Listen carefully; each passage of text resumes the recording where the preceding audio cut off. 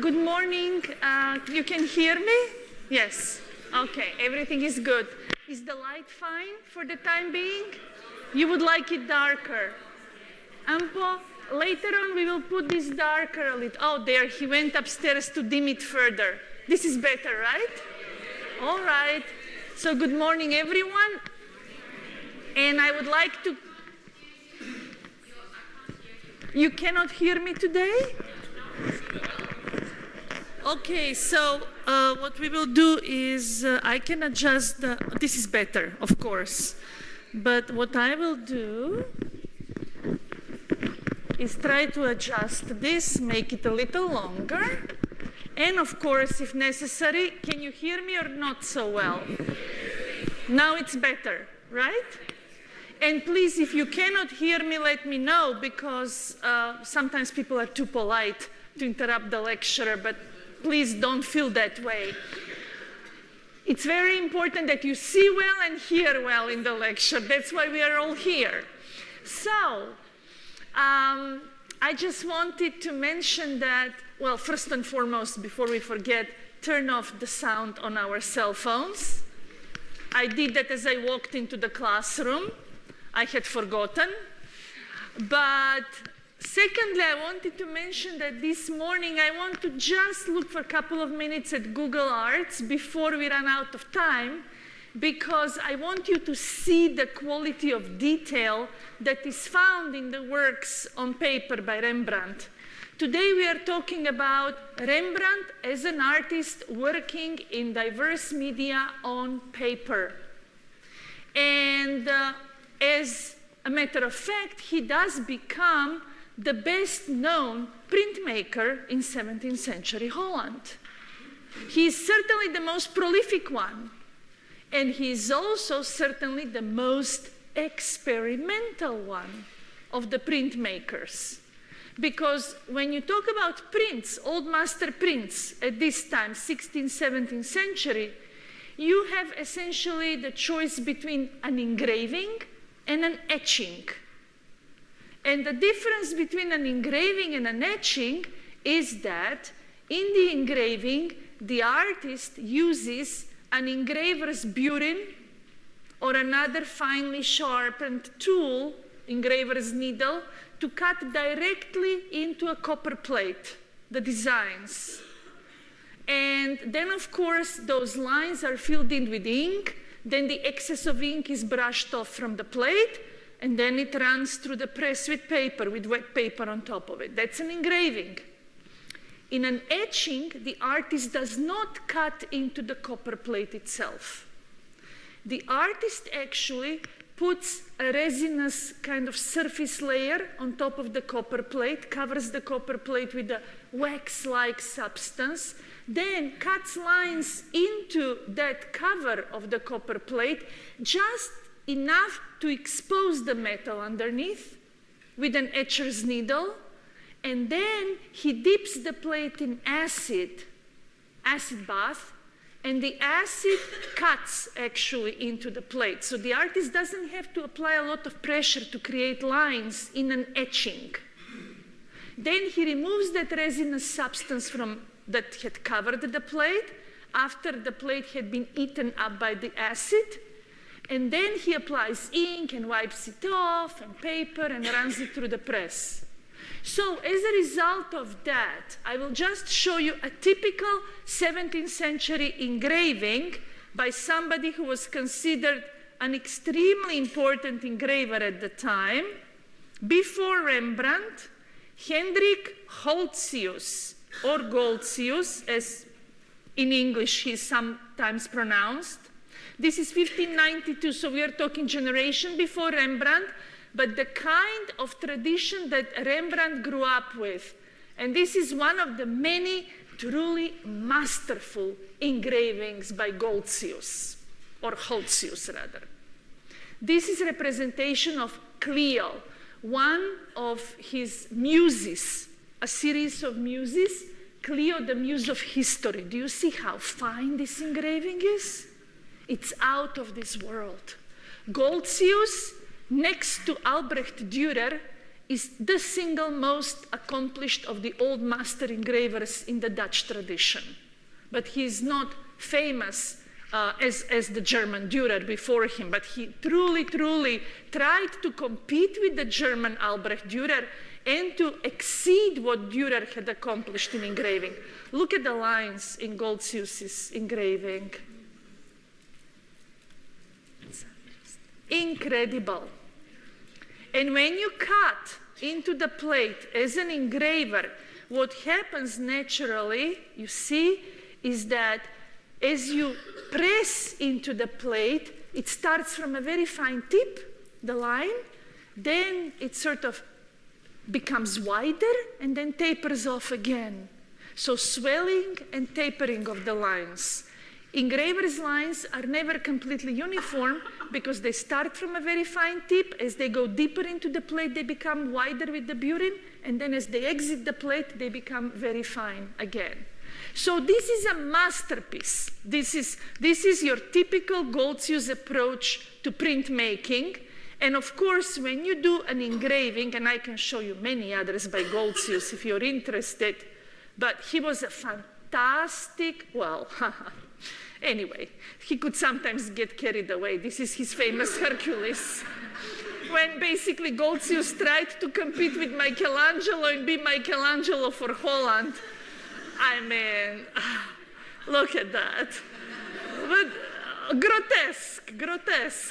However, this is instructive for you to see because it tells you what kind of prints the Dutch people were used to. The prints of Goltzius, they loved extremely finely done work. They loved very well finished work. This is one of the exploits of Hercules in the background. Hercules strangling Cacus, the giant. And here is Hercules killing the bull there in the back. So that's Goltzius's Hercules. And yeah, it would be fun to just look at Goltzius, period. That's another form of, that's Pluto. Oh, that's Mercury and Argus. This is from Metamorphosis by Ovid. But you can tell that he's an extremely fine printmaker. He belongs, however, to the generation of artists at the end of the 16th, beginning of 17th century, who are known as Mannerists, who tried to emulate Italy and be like the Italians and outdo the Italians. That's why I said he tried to outdo Michelangelo with all those muscles on Hercules.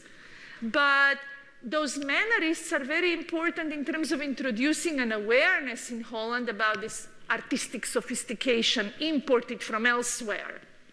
And then, of course, Rembrandt grows up in this environment and reacts and says, Mannerism? What's that all about? All that sort of slavish imitation of Italy? I'm gonna be Dutch. And his prints and his paintings essentially are a claim for a certain Dutchness in his manner. Naturalism, something that's not idealized, something that's real of this world, not all this stuff from Ovid and classical mythology or Clio, the muse of history. So Rembrandt truly rejects the Mannerist internationalism of the previous generation.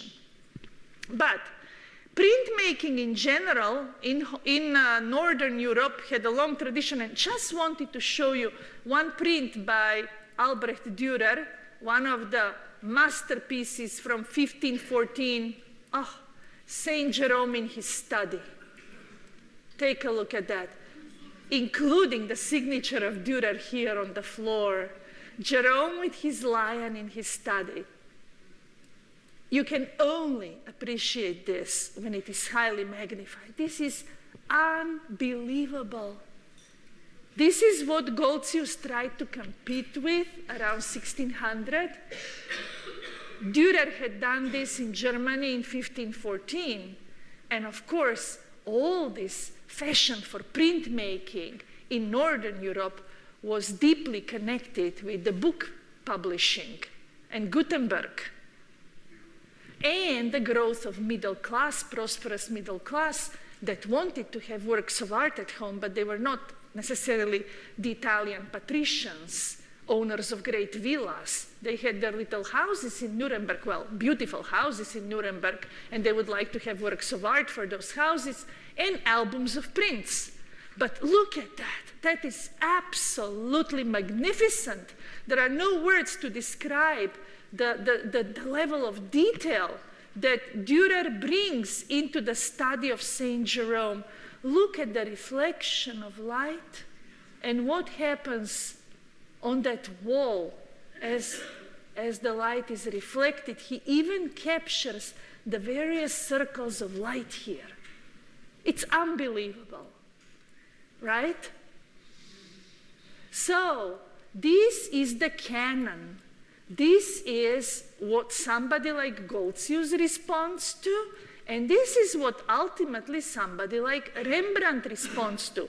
Because even though Rembrandt is Dutch, by the 17th century, by the beginning of the 17th century, there is largely a cultural distinction between North and South. The Italian tradition, with all these classicizing tendencies, idealization, and the northern, more naturalistic tradition in general, notwithstanding those mannerists like Goltzius. And there is this sense that the northern artists have to forge their own path.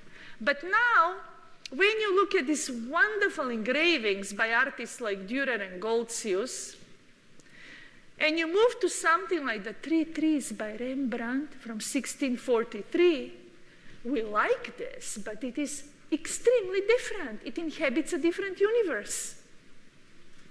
Up until this point, despite the wonderful light effects in the Saint Jerome, for example, by Dürer, this sense of atmosphere and the sense of kind of impressionistic handling and capturing of changing effects of light in nature was something that nobody had done. So Rembrandt, when he grows up in the late 1620s and when he begins to work as a printmaker, first and foremost, essentially abandons engraving, this whole process of cutting directly into the plate. What he likes is to sketch.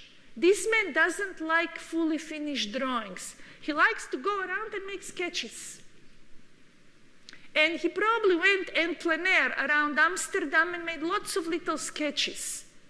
But then he would go home and make these etchings on the basis of the sketches that he made in nature. But in the etchings, again, he has a freedom of a draftsman because he doesn't have to cut and be pedantic about the lines and correct the lines. He can simply go right into that resin, make little sketches, then put it in acid, then the acid does the work, then everything is far more varied.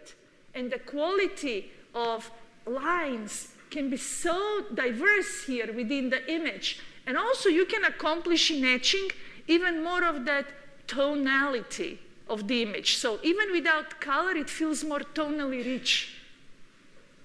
So in black and white, you can have maximum of tones. So let me just show you a close-up of one of these etchings. This is the Three Trees again, and you see he even wants to capture here by means of lines the shafts of light that come through the clouds in the sky. This is Impressionism before Impressionism. He wants to show you the wind. He wants to show you the wind moving there with the clouds. He shows you slight sense of movement in the trees. This is, I think, the maximum we can increase it to. And then only when you look closely, you realize there are tiny little people here. The people that are barely visible. So why even put them there? Well, because he wants you to look. Because he wants you to look and spend time, just like he does that with paintings. He wants you to be compelled to spend more time and discover. It's as simple as that. He, of course, could have made the people more discernible, but he decided to go this way and say, this is how things are in nature. You go and look at the landscape vista, the sun all of a sudden comes through the clouds, And all of a sudden, as your eye adjusts, you notice that in the grass there are a couple of people. So he wants to give you the impression of seeing, rather than what the world looks like in abstraction. He wants to convey the impression of seeing at a certain time, certain place. And that's very, very, very different. And of course, I mean, you could argue that Albrecht Dürer with Saint Jerome did a similar thing with those beautiful discs on the wall. But still, in Albrecht Dürer, everything was far more, how shall I say, fixed, made permanent for us. Whereas for Rembrandt, even in the medium of prints, etchings, there is always an opportunity to change your mind, to adjust, to move. So this is what we'll be talking about. And I really couldn't help but show you first from Google Art some of these close-ups. I mean, as I said the other day, I would at some point just love to come in and sit and look at Google Arts endlessly, rather than going through slides. Oh, let's just do this since we're here. Look at that. But if you remember, I mean, Goltzius and Clio, and the beautiful uniform lines, here is, look at those, the beautiful uniform lines of engraving in this mythological scene, Mercury killing Argus. Oh, another horrible image by Goltzius from classical mythology. He was very, very, very good, but here is Clio again, just for a moment. Look at that. I love Goltzius, absolutely. I mean, he's unbelievably accomplished engraver. And he actually, poor man, had suffered an injury. One of his hands had burned. So he was essentially working with one hand. And for him, even as a young man, his whole challenge to himself and to the world was, what can I accomplish as an engraver? And he became the most accomplished engraver around 1600.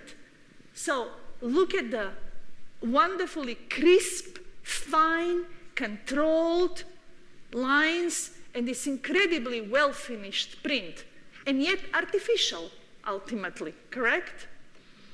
And then when you look at this, what a mess. What a mess. What a mess. No wonder Rembrandt had to fight certain ingrained cultural expectations, because there were not too many precedents of this kind in 1629, 1630.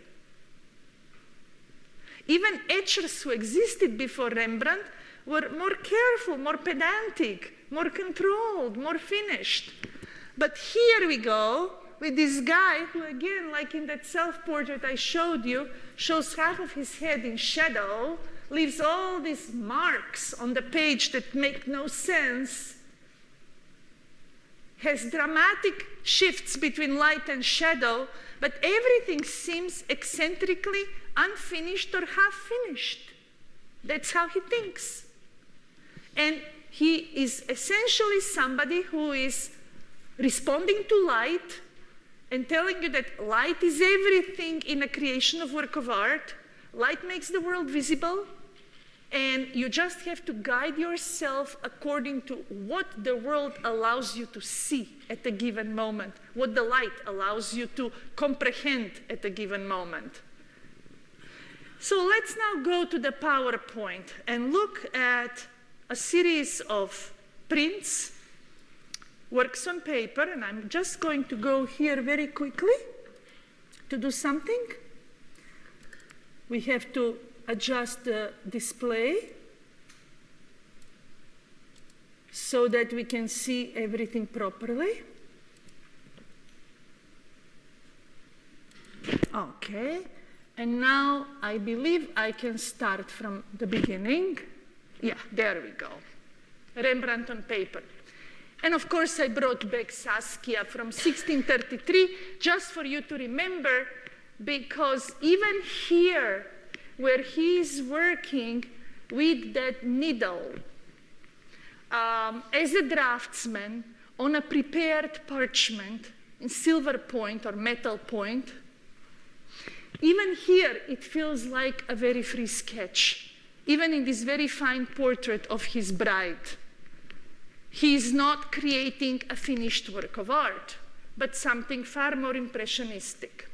So, here is a drawing that I wanted to show you for a moment, just because I want you to become aware of how he goes from one medium to another. We've already seen these women who are rather ungainly or not necessarily idealized and beautified.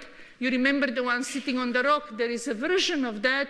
This one is also from 1630 approximately, and they call her Diana at her bath in this case, because what else is this naked woman going to do? Oh, and in this case, they call her Diana because here are the arrows behind her, her quiver with the arrows, which tells you that this is how he envisions the goddess Diana.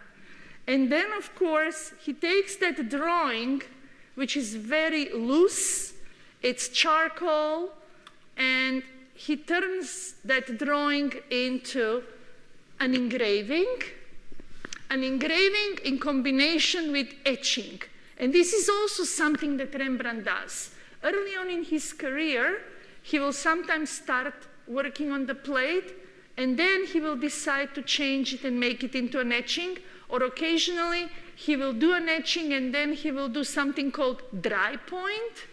After he has created the etching by dipping the plate into acid and sort of leaving a certain web of lines on the surface, he then takes the needle and cuts additional lines on top of the etching, and that's called dry point. And then he leaves sometimes, for example, the excess of the metal that comes out on the edges, and that gives even darker lines, effect of darker lines. So he constantly experiments to gain this tonal richness in his prints. And this is how, for example, even early on, you get this dramatic contrast between light and shadow. Once more, not a highly idealized woman, and somebody who would, of course, remind you of something like Hendrikje bathing in the river. Since we are talking about the women, I wanted to show you one more image of a woman, which I didn't get to yesterday. I showed you the print on the side there, I believe, but I didn't show you this one. Jupiter and Antiope, 1659, a late print. Again, this is an etching rather than engraving. And how you know it's an etching? By the absence of uniformity in the lines and the more sketch-like quality. This is, by the way, one of the episodes in which Jupiter approaches a young woman, as he always does, right? When he's looking for new girlfriends. And in this particular case, he turned himself into a satyr. Sometimes he becomes eagle, swan, etc. But in this case, he became a satyr for this nymph. But typically, this would have been represented in a more lascivious fashion than what Rembrandt does.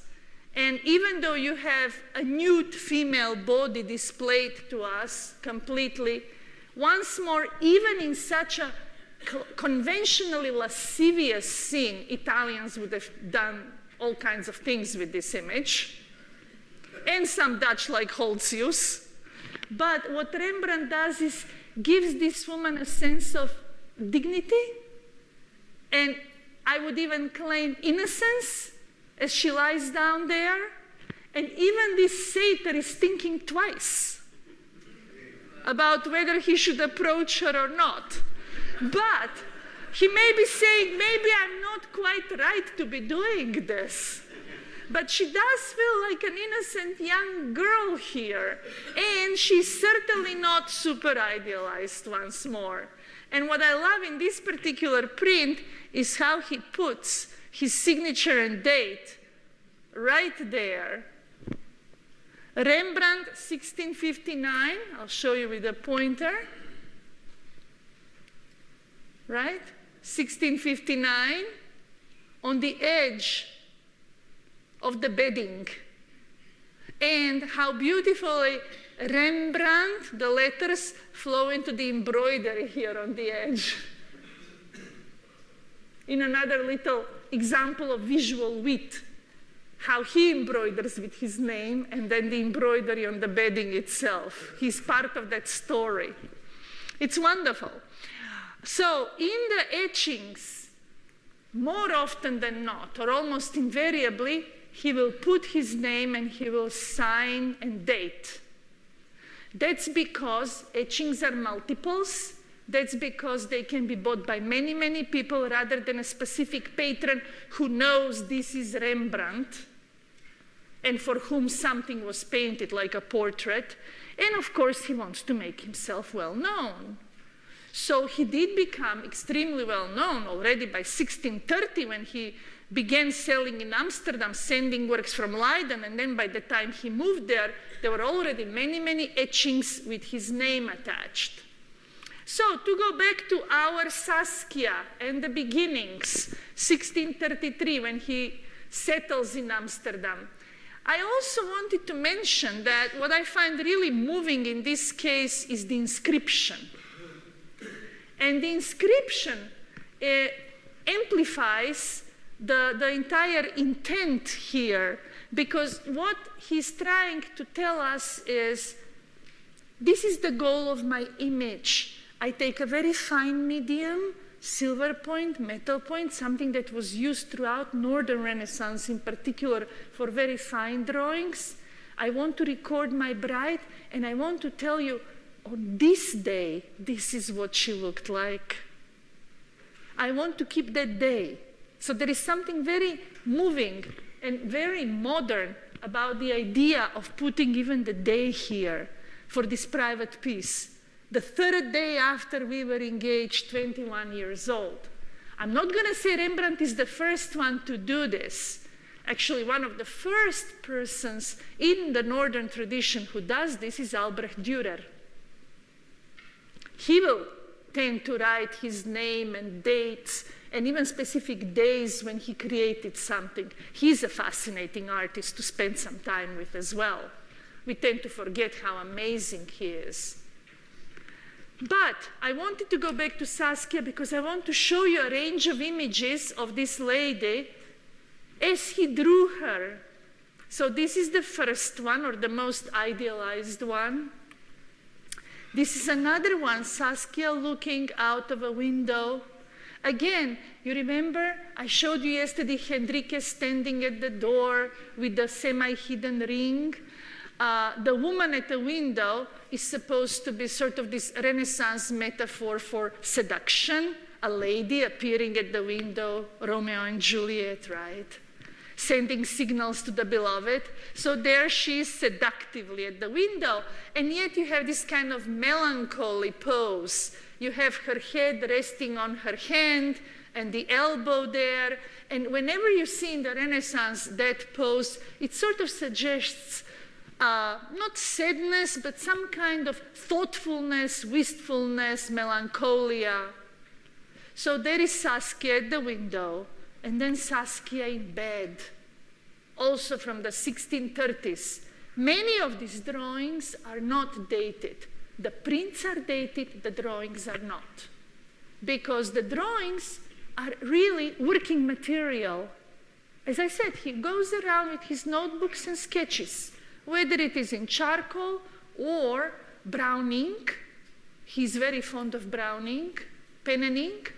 But look at this.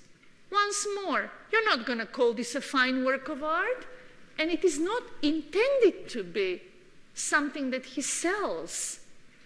This is his diary. This is essentially his repository of images that provides source of inspiration later on, maybe for a painting, or just records of his life, of what his wife looked like. I mentioned to you that Saskia had a couple of children, maybe 3, 4, maybe only 2 of them survived by the time she died in 1642. So she was pregnant a couple of times, And this may be a time after a delivery of a baby. She seems to be holding something there. And there is a woman here at the foot of the bed, maybe attending to her. And maybe Rembrandt decided to make a drawing of his wife after she delivered the baby. We don't know. Here is another one, Saskia, 1635. Again, somewhat melancholy looking. And you can see that these are very much thought images. In other words, they're simply free improvisations upon a motif that he notices. And in this case, you can see how he moves her hand. He doesn't intend to sell this to anybody. This is entirely material for his own collection at home. And this is not even a teaching tool. He's not going to teach any students how to draw on the basis of this. It's just a pen and ink drawing, very roughly sketched, done in 2 minutes, literally, a gesture drawing in studio. But walking through his house, Saskia in bed, that's the chamber pot, by the way. He put that there too. That's the curtain of the bed, as you can tell. Another one, maybe again, look, for all of the knowledge that art historians have who have studied Rembrandt for years, we still are very vague when it comes to dates. The only way people date is, oh well, Saskia had a child, so maybe it's that year, maybe it's the other year. There is another one with very roughly drawn woman by her bed, and there is that sad look of Saskia, almost recognizable by now, that she's never very joyful and free of care. He always captures her kind of looking worried, slightly worried, or just, you know, with a lot of interiority about her. And then there is another one, a woman and child descending a staircase, also from this time period, from the Morgan Library. You see what he's interested in, even in these drawings? Light and shadow, tones, and movement. That kind of impressionistic capturing of a moment that you cannot hold on to. This is Saskia holding one of their children in arms. And then this I especially like, not because it's a great drawing, but because of the subject. A woman comforting a child frightened by a dog. There are not too many drawings like this among old masters, period. There are not too many people, to say the least, who walk around doing these things. Artists make drawings for purpose. They want to make a drawing that's a good old serious study that will become a painting. But this guy simply is like a flaneur. He walks around, captures little scenes from life. And here is probably Saskia calming the kid who was scared of a dog. And just imagine for a moment, how long a time do you have as an artist to draw this moment when the mother is calming the child scared from a dog? Of course you do not. You're imagining this because you saw the scene. So it's very light. It's probably 2-minute drawing. And here is yet another one, the mother. So you see, he's very interested in this motif. All of a sudden, his mind starts to work, and he's saying, ooh, the child scared by the dog. Okay, this is an interesting thing. What happens in the face? What happens with the emotions of that child? What happens in that noise? When the dog is barking, the mother is trying to calm the kid. For whatever reason, he likes this idea. Maybe this is the maid in the house, and maybe that's Saskia at the window, right? And here is the kid, and there is the dog, and the maid is saying, do not be afraid, do not be afraid. The kid is learning to walk, I can tell, because he painted even that little cushion that they used to put around their heads, around toddlers' heads, so when they would fall, they wouldn't bang their heads. So they had these little caps that were tied under the chin with small cushions, like in the airplane pillow. So this is something that he just gets interested in. And I'll just show you a couple of others. Here is the famous Pancake Maker. We don't even know why the Pancake Maker is so famous as a print, but people love it for some reason. And it's 1635. And guess what? There is the lady making pancakes, which is a very typical Dutch food, street food, you know, the first kind of street food, so to speak. There is the lady sitting making pancakes. Kids are coming to buy pancakes.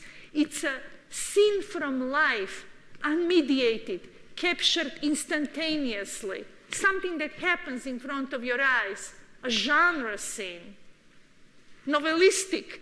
And there is the kid running away from the dog. So all of a sudden, all those little studies of the kid with the dog become translated into this image of the child with the dog in front of the pancake maker. But why did he need the child with the dog in front of the pancake maker? For no good reason. A normal artist would just make you a print of a pancake maker. Rembrandt loves to give you a sense of that quality of chaos in everyday life. What happens in a typical street at the marketplace where kids are coming, buying pancakes, another child is scared by a dog, etc., etc. Novel. Saskia. Beautiful, but idealized in terms of clothing, dressed up, but. Another Saskia called the Great Jewish Bride. I don't know why they call it the Great Jewish Bride. There is also a small Jewish bride. That's the name that traditionally we have attached to this print of Saskia. But you remember how yesterday when I spoke about the women, how Saskia becomes a kind of a muse within the studio. And there are all these portraits of Saskia that are sold, so she becomes a recognizable form that people like to buy.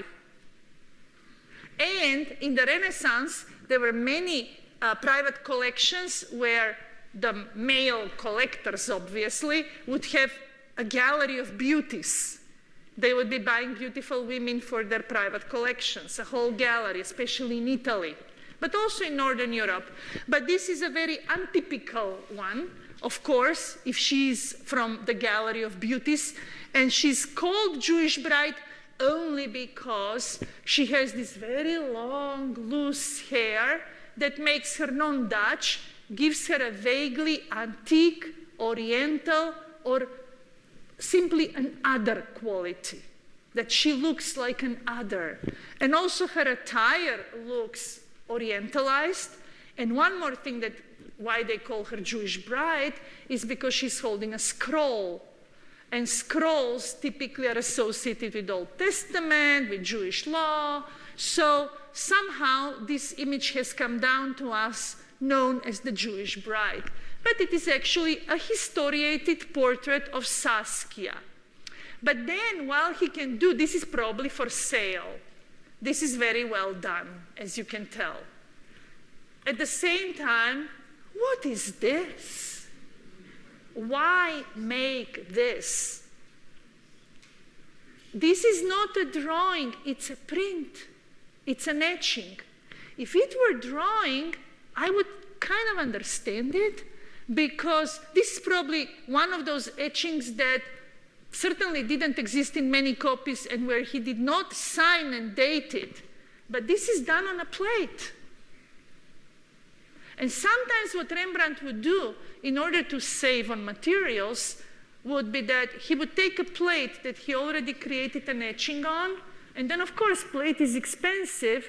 He would burnish off and eliminate all of the lines and then create a new image on the plate.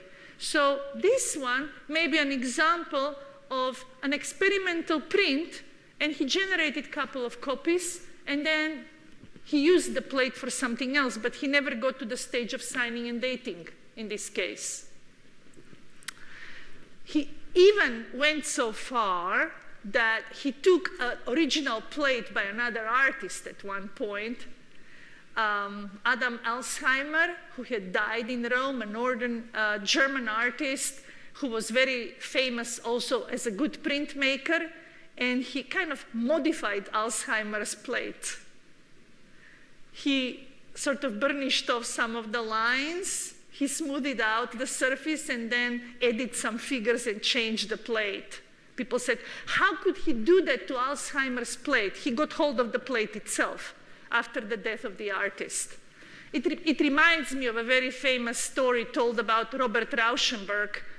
Maybe you have heard of it, how he was living in a studio above de Kooning in New York. And one day he went to de Kooning and said, I really admire your work. Could you give me one of your drawings? And de Kooning said, why? Rauschenberg said, I would like to erase it. He took the drawing upstairs to his studio and erased it completely. And that drawing does exist. It's called Erased de Kooning. It's just my little joke for the day. It's true. It's true. It's a wonderful story about Rauschenberg and de Kooning, but I was reminded of that because of all these things about how Rembrandt takes images, erases them, changes them. But let me go to some more serious material. Look at that. This is a print. Why would anybody make a print in 17th century Holland, given the tradition of Holtzius and Dürer, where you have a sense that the artist has simply taken a piece of paper and sketched a series of heads, as if he were studying how the face appears under different angles, under different qualities of light. And that's precisely what's going on here. These are all studies of Saskia, except for the older head up here, which could be a maid in the house, or maybe a meditation upon age, transitoriness, passing away. Who knows what's going on in his head? Because this is just called Rembrandt's wife and 5 other heads. I actually think Rembrandt's wife is most of these heads, right? And again, the thinking Saskia up here. These are wonderful. These are among my favorite prints by Rembrandt, the multiple studies of Saskia. And she's certainly not that beautiful in these images either. This is dated 1636, 1637. It is as if he's going year after year making records of what Saskia looks like. And in this image is capturing multiple images of Saskia, almost like a photographer, somebody trying to say, how does my wife look like? What is she like today? These never became paintings. They're simply sketches that turned into prints and were sold as multiples. And probably my favorite one of this is the 3 heads of women. And why it is my favorite is because, well, I love the sad look here of Saskia, the one that we already saw in the drawings, in the pen and ink images.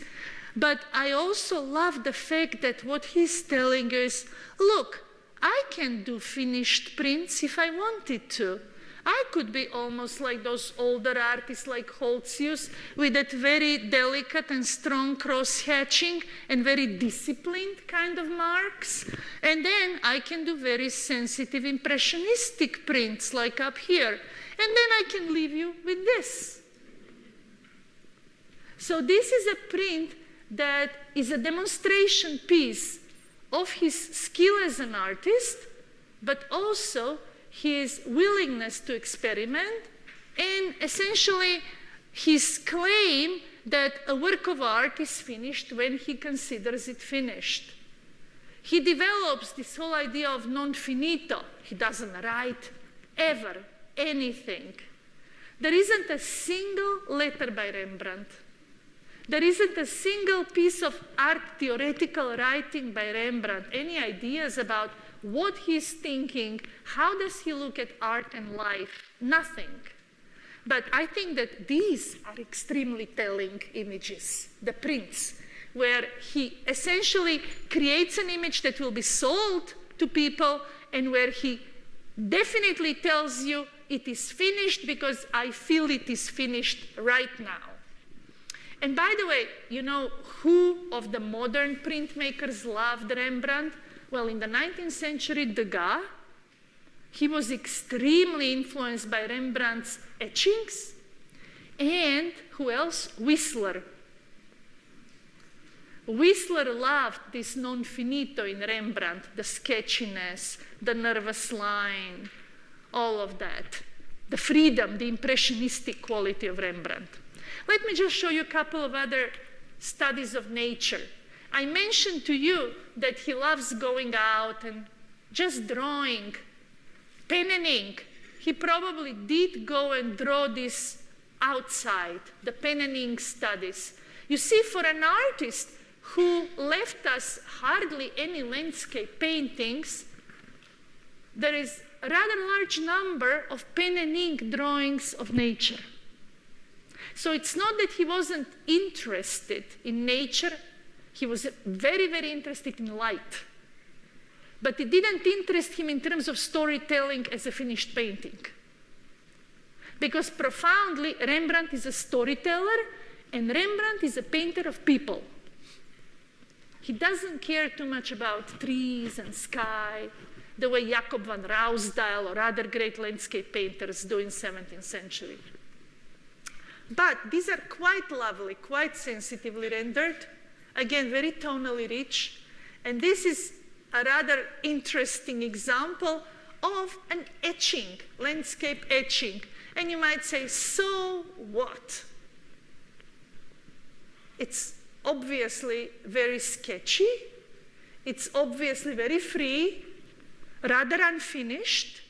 But this one has almost a legendary status called Six's Bridge, because it was done at the country house of Jan Six, who was a good friend of Rembrandt's and a patron.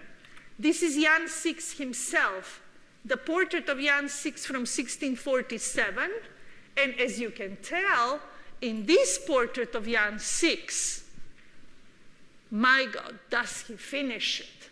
This is fantastically well finished study in light and shadow of Jan Six standing in his study with a painting on the wall covered with a little curtain, as paintings were in 17th century, learned men reading by the light with more books on the chair.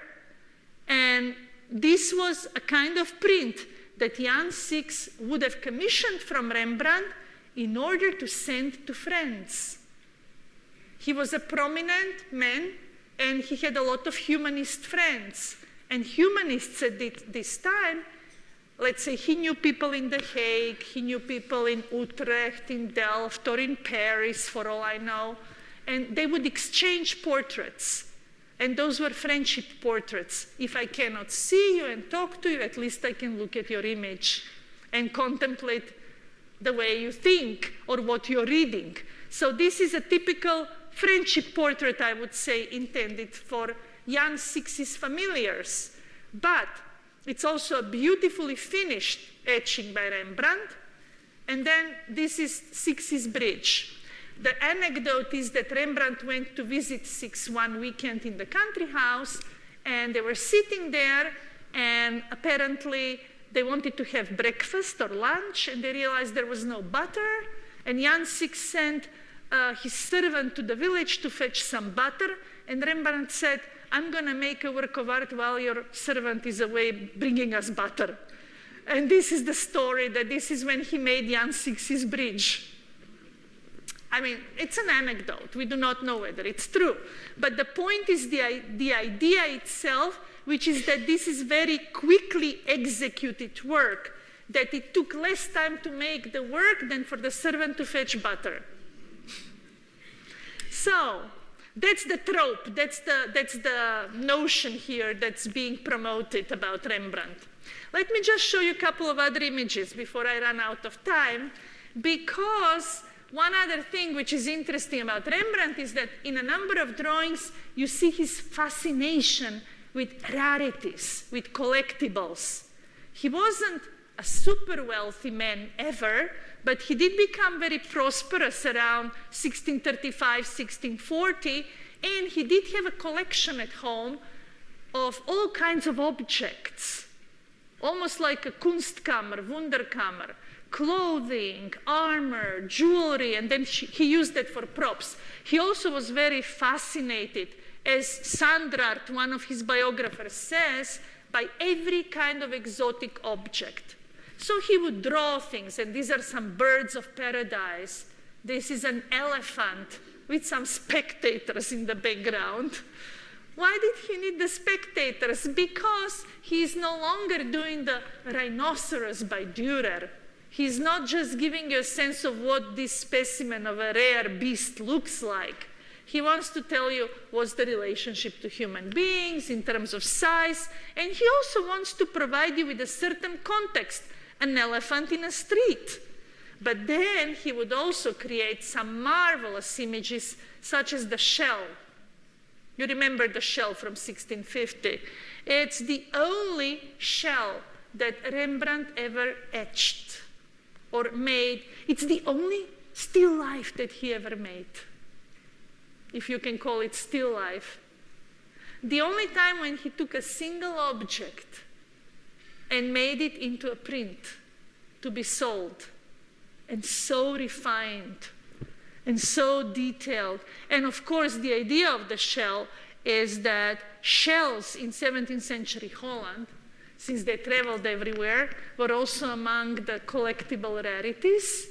But to collect shells was almost like a proverb, which meant to be able to contemplate the marvels of the created world, the marvels of nature, collecting shells. So what he's trying to give you here is a brilliant example of nature's own capacity as an artificer, as an artist, in a simple object such as a shell. So Rembrandt had all this fascination with exotica, as we have seen from his history paintings. And of course, as I mentioned before, he loved to use objects that he collected for many of his images. He also created history paintings, so to speak, in print. And this is where I want to spend some time for the remainder of our class. He created a number of prints, especially around 1645, 1650, that are scenes from the New Testament, Christian subjects, life of Christ, Christ presented to the people. This is quite a large plate. I don't have the dimensions exact in front of me right now, but I can tell you it's at least 30 centimeters, 40 centimeters, yeah, something like that. It's very large. Very ambitious, and I call them almost paintings in the print medium. Because even though they would have been kept in albums, they are very ambitious compositions. And moreover, this particular series of prints, especially these ones inspired by New Testament subjects, are also the ones that show his willingness to experiment the most when he changes the plate. After generating a number of copies of an image, then he creates a second state. And what second state means is that he will eliminate some figures. Let's say he will create 10 impressions from the plate, then he will eliminate some figures, add others, deepen some lines, and all of a sudden 10 more prints come out, 10 more impressions that look different. And in some cases, he created 6 different states of the same image. Why? Because there was a market for that. People loved buying the first state of Christ presented to people, the second state, and here is, look at this, state 3 out of 8. 8 states. That's state 5 out of 8. What did he do? All of the people are gone. What did he accomplish by eliminating the people? What he accomplished was essentially greater focus on Christ and Pilate. He also accomplished a greater sense of ominousness about Christ being presented to the people. Allusion to those sort of caves there underneath